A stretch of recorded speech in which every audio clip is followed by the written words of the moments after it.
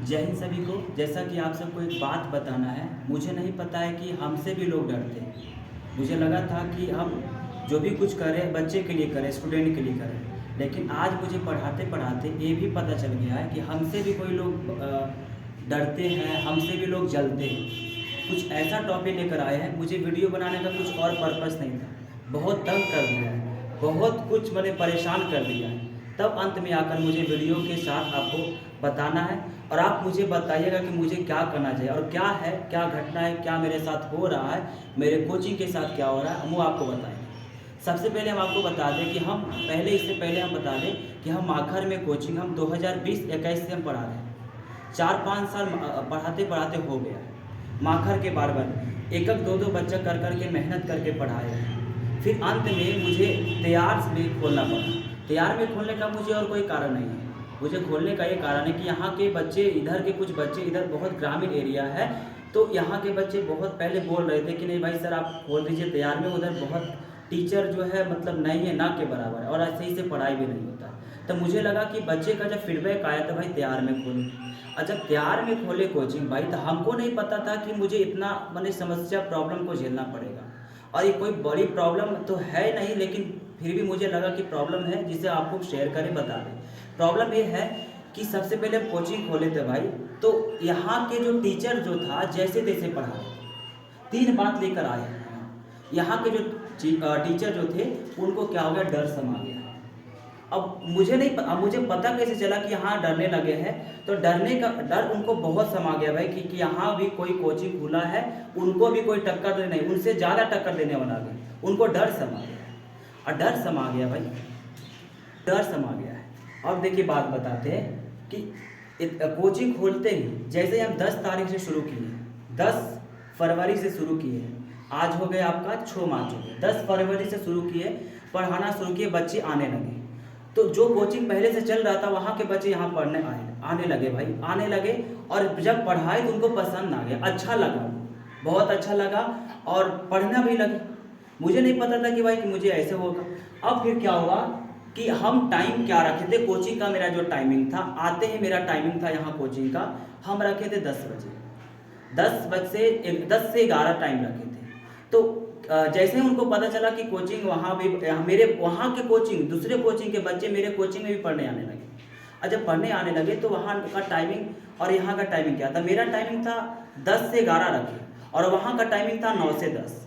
तैयार का जो और कोचिंग जो है दूसरा 9 से 10 है, यहाँ का हम टाइमिंग रखे 10 से 11, ताकि बच्चे वहाँ भी पढ़ लेंगे और यहाँ भी पढ़ लेंगे। हम 10 से 11 रखे भाई। उसके बाद क्या हुआ कि धीरे धीरे जैसे ही उनको पता चला तो क्या करने लगे, 9 बजे से 10 बजे वो पढ़ाते थे, अब वो क्या करने लगे 9 से 10:30 बजे तक पढ़ाते। मैंने बच्चे को यहाँ हम 10 से 11 शुरू करते थे, तो बच्चे को 10:30 बजे देखे कि यहाँ बच्चे 10:30 बजे पहुँच रहे। 10:30 बजे जब बच्चे पहुँचे तो हम पूछे कि क्या बात है भाई 10:30 बजे पहुँच रहे हो, तो वो बोले कि सर वहाँ लेट से छुट्टी दे रहे हैं, जैसे आपके बारे में पता चला तो लेट से छुट्टी दे रहे हैं। बोले कि अच्छा ये बात है, तो हम टाइम चेंज कर दिया, हम लगे 10:30 से 11:30 कर देते, 10:30 से 11:30 की। जब 10:30 से 11:30 की तो वहाँ कोचिंग में क्या करने लगे, 11 बजे छुट्टी दे रहे, 11 बजे। तो फिर यहाँ बच्चे देखे कि 11 बजे पहुँच रहा है, तो फिर यहाँ बताया कि सर वहाँ लेट से छुट्टी मिल रहा है, 11 बजे दे रहे हैं छुट्टी। बोले कि अब हम आप सबको टाइम ज़्यादा दे के पढ़ाएंगे। जब हम फिर किए क्या किए कि हम 11 से 12 कर दिए टाइम। जब 11 से 12 टाइमिंग किए है, तो 11 से 12 टाइमिंग किए, तो उसमें भी उनको क्या हुआ कि अगला दिन क्या छुट्टी, मैंने रोज का रोज ही हो रहा है, हम पढ़ाते जा रहे, रोज टाइम बढ़ाते जा रहे। फिर वो 12 बजे छुट्टी दी। फिर बच्चे वहाँ से पढ़ के 12 बजे यहाँ जब पहुँचे तो मुझे बताया कि सर ऐसा बात है कि आपसे बहुत जलते हैं, आपका बहुत शिकायत करते हैं कोचिंग में हम सबको, और जो भी है बहुत मतलब आपके बारे में हमेशा बुराई करते हैं। और वो बहाना क्या कर रहे हैं कि सर बोल रहे हैं कि हम 3 घंटा पढ़ाएंगे, तुम सबको 3 घंटा पढ़ाएंगे, 9 से 12 पढ़ाएंगे, तुम सब आना।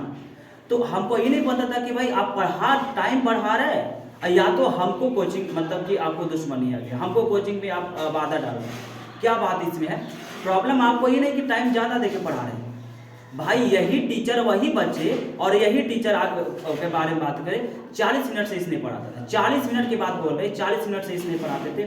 आज कितना घंटा पे आ गए, 3 घंटा पढ़ाना शुरू किया। आपको क्या आ गया, डर लगने लगा, डर, और डर लगने लगा, तब 3 घंटा में आ गए। 40 मिनट पढ़ाने वाला टीचर आज 3 घंटा में आगे पढ़ा ले। अब हमें लगा कि चले भाई बच्चे 12 बजे का दोपहर का टाइमिंग हो जाता है, धूप है, दूर से आते बच्चे, तो हम टाइमिंग क्या कर दिए कि उनका 9 से 12 बजे तक पढ़ाई, तो हम क्या कर दिए 8 से 9 कर दिए टाइम, 8 से 9 पढ़ाई। तब बच्चे को अब क्या मिलने लगा है, अब देखिए क्या उनको धमकी मिलने लगा। तो आप बच्चे को धमकी दे रहे, तो बच्चे को धमकी नहीं दे रहे, बल्कि आप टीचर को धमकी दे रहे, आप मुझे धमकी दे रहे। बच्चे को धमकी क्या दे रहे कि तुम वहां जाएगा, तुम कुछ नहीं कर पाएगा, ढनक जाएगा, तुम ऐसे हो जाएगा, तुम कुछ भी हो जाएगा, तुम कुछ नहीं कर पाओगे जिंदगी में। क्या टीचर को बोलना शोभा देता है? कुछ नहीं कर पाएगा जिंदगी में, क्या वो डिसाइड करते हैं? अच्छा है कि हम बच्चे को डिसाइड करते हैं कि बच्चे को बोले कि कुछ नहीं कर पाएगा जिंदगी में। हमारे यहाँ पढ़े या कहीं भी पढ़े, जरूरी थोड़ी कि हमारे यहाँ पढ़ेगा तभी कुछ कर पाएगा, आपके यहाँ भी पढ़ेगा तभी कुछ कर पाएगा। पर आप बच्चे को क्यों धमकी दे रहे हैं? आप बच्चे को धमकी नहीं बल्कि आप हमको धमकी दे रहे हैं। बच्चे को धमकी नहीं बल्कि आप हमें धमकी दे रहे हैं।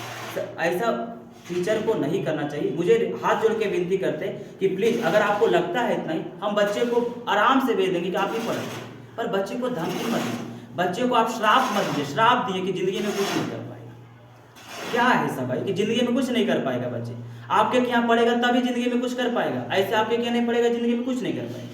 ऐसा कहाँ लिखा हुआ भाई, आप बता दीजिए मुझे। तो सर आपसे रिक्वेस्ट है कि बच्चे को धमकी नहीं दीजिए, बच्चे को श्राप नहीं दीजिए। आप अगर अच्छा पढ़ाएंगे बच्चे अपने आप आएंगे, अपने आप। हम अच्छा पढ़ाएंगे, हम खराब पढ़ाएंगे, क्या ये तो हमें पता है ना भाई। हम पढ़ाएंगे, मेहनत करेंगे, बच्चे आएगा, खुद आएगा, नहीं कैसे आएगा, आएगा जब मेहनत करेंगे बच्चे के ऊपर आएंगे। आप बच्चे के ऊपर मेहनत करें, आपसे क्यों बच्चा आपका कोचिंग छोड़ के यहाँ क्यों आ रहा है पढ़ना चाह रहा है? क्योंकि आप कहीं ना कहीं कुछ लापरवाह। अब बच्चे ही बोल रहे हैं कि सर 40 मिनट टाइम दे रहे हैं, इससे पहले आपके आने से पहले वो 40 मिनट पढ़ाते थे। जैसे ही आप शुरू किए, जब हम उसको आने लगे तो उसके बाद टाइमिंग 3 घंटा बढ़ाते हैं। बच्चे को रोज बेइज्जत करते हैं, क्लास में हम सब जैसे इंटर करते हैं तब बेइज्जत करते हैं। बच्चा अंत में आकर छोड़ रहा है, बच्चा डर के श्राप दे रहा है भाई, धमकी दे रहा है, तो बच्चा लास्ट में छोड़ रहा है। हाथ जोड़ के आपसे विनती करते हैं सर ऐसा मत कीजिए। आप टीचर है, आपको स्टूडेंट को हम आराम से भेज देंगे, हम मेहनत करेंगे, आएगा बच्चा, आएगा, बिल्कुल आएगा। ऐसा दौर आएगा। कहा जाता है कि अगर किसी व्यक्ति को घमंड आ जाता है ना भाई, तो उसका पतन होना शुरू हो जाता है, और वो आपका ये आ गया है, अब पतन होना आपको शुरू हो जाएगा। हम नहीं, मेरा विश्वास है, मेरा मेहनत है, भगवान आपको देख रहे हैं। अगर आपको बच्चे के साथ आप खिलवाड़ करें ना, बच्चे के भविष्य के साथ खिलवाड़ करें, तब भगवान आपको कभी माफ नहीं करेंगे। तब जान लीजिएगा आपका पतन होना अब शुरू हो गया, आपका पतन होना निश्चित है।